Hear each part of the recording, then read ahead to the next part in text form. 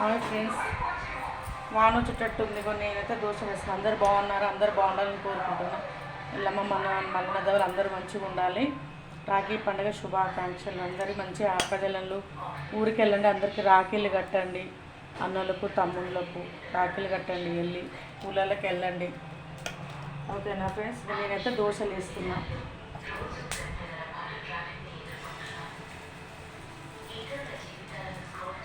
నేనైతే దోశలు వేస్తున్నా ఫ్రెండ్స్.